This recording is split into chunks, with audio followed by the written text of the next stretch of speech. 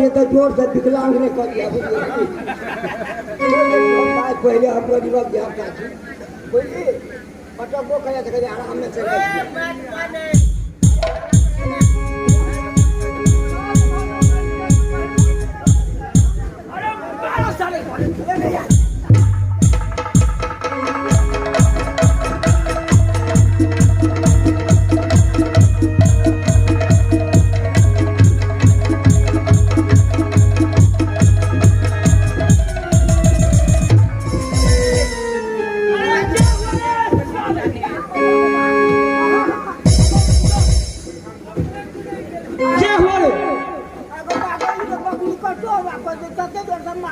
अरे क्या हुआ?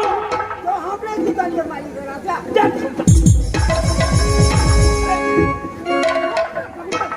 अरे क्या हुआ तुम्हें?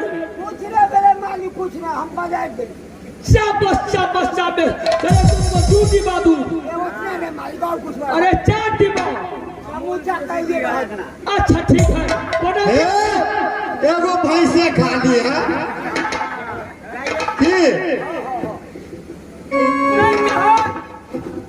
तोरा क्या समझ रहा है तूने?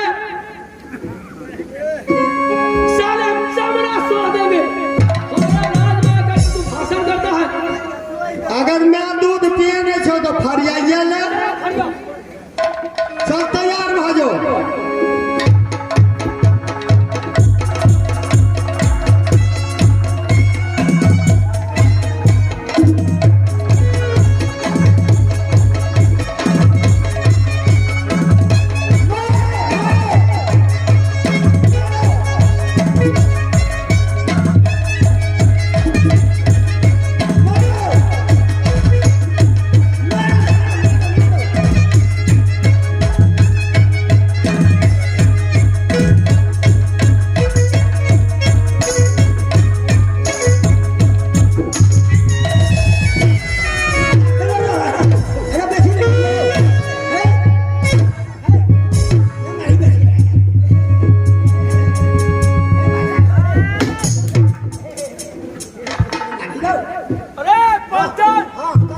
तू पहले जीत गया था कि हार गया था?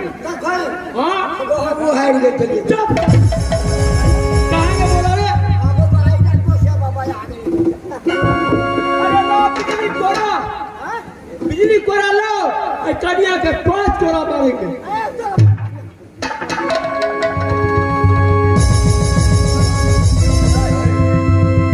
झुकी पर क्या नाम या मामा जी हम या बकरा रही हम या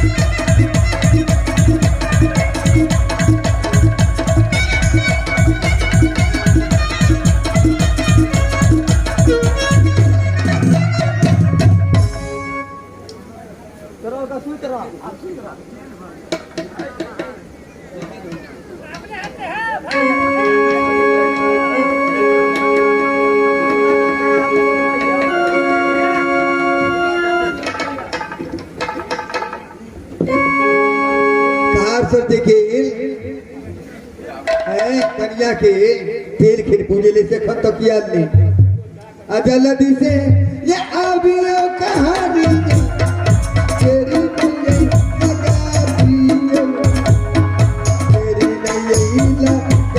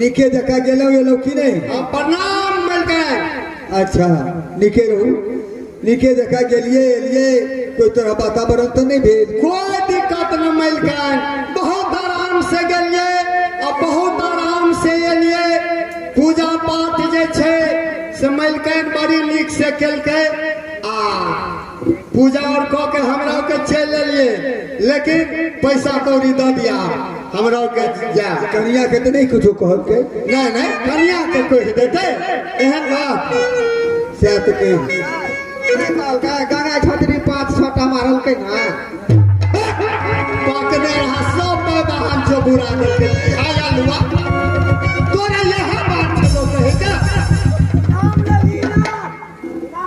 जो सब मेहनत के ला खत्म कर दे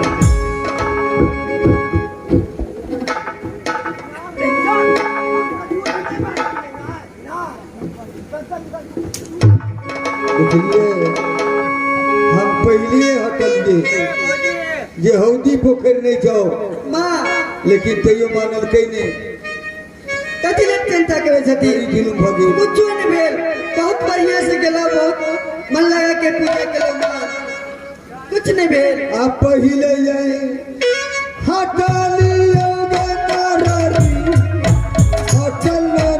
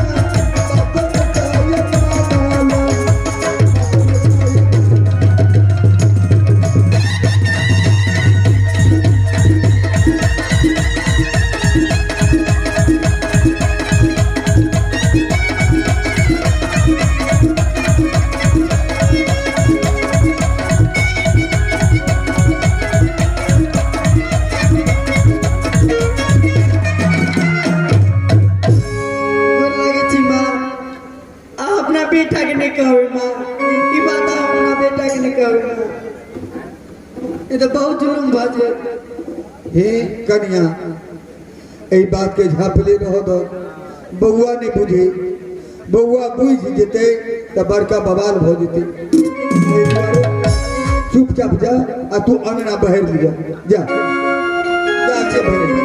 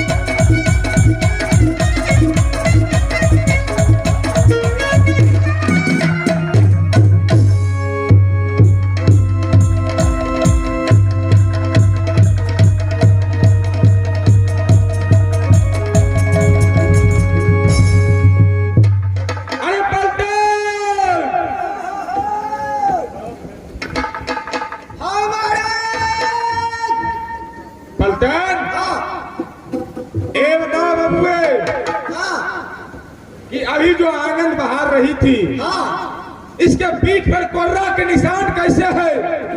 ककरा पीठ पर कोर्रा के निशान है? पलटन हाँ अभी तुम्हारी मलकिनी जो आंगन बहार रही थी हाँ उसके पीठ पर कोर्रा का निशान है। हम तो नहीं देखे हमारा, ये तो मलकान जानेगा, बुढ़िया मलकान वाले मालकान महाराज वगैरह पीठ पर घोड़ा का निशान था। मैं बोल रहा हूँ कोर्रा, तू बोल रहा है घोड़ा। बुढ़िया मलकान जानेगा महाराज। अभी ना बुलाओ माँ के मलकान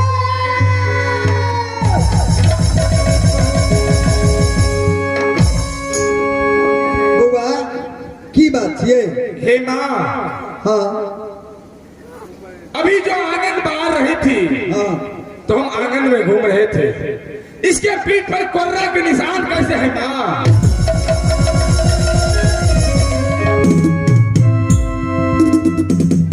आज जल्दी से बता दियोगे भैया जी,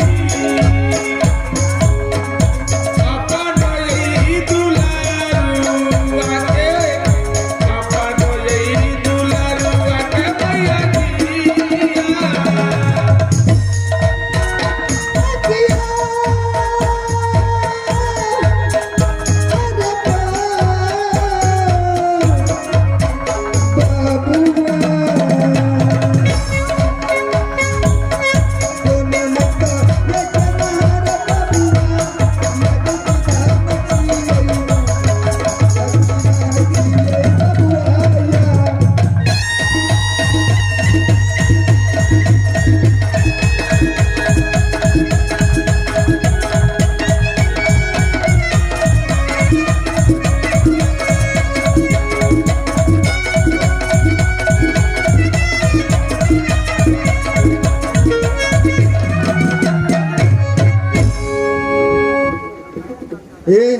बउआ हाँ चढ़ा नहीं छे बउआ, अंगना बहारे छले ने तो टाट में खोच ली गेली। माँ, हाँ बउआ, मैं भी एक छतरी की लड़का हूँ, मैं भी कोर्रा के निशान जानता हूँ। नहीं बउआ कोनो निशान नहीं छिए। अंगना झाड़े छलो न कनिया तेरा टाट में खोच ले गेले बुआ और कोनो चीज नहीं छिए कुछो हे नहीं छिए। माँ सही सही मुझे बता दो माँ, मैं कुछ नहीं करूँगा। नहीं बुआ कोनो बात नहीं छिए कैसे टाट में खोच ले गेले बुआ। हाँ बुआ आप तक के यही बहाना है भैया जी, कहूँ दबाए कार जी, कहूँ दबाए कार जी भैया जी के।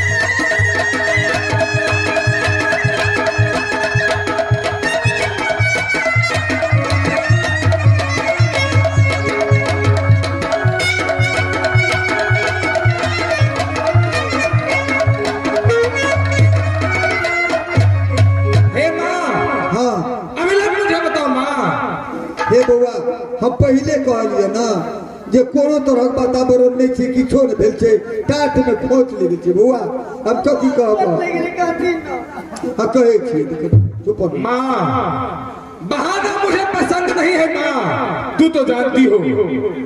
मुझे असलियत बता दो, कैसे इसके पीठ पर कोर्रा के निशान है? निशान नहीं छे बउआ कुछो नहीं छे कोनो निशान नहीं छे बउआ कुछो नहीं टाट में खोच ले बउआ। हमार बात मानो न बउआ बात मानो।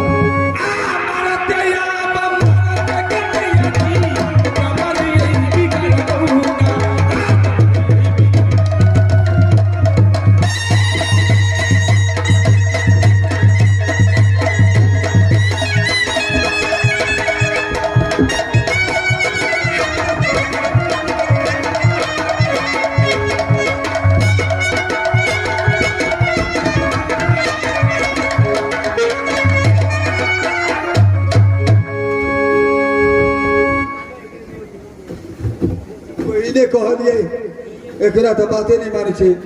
हे बउआ की कहब मुझे अभिनव बताओ, मैं ऐसी चीज देखने वाला नहीं हूँ माँ। हे बउआ कोनो बात नहीं छे बउआ कोई तरह के बात नहीं छे कथि ले मारे पीटे छे बउआ।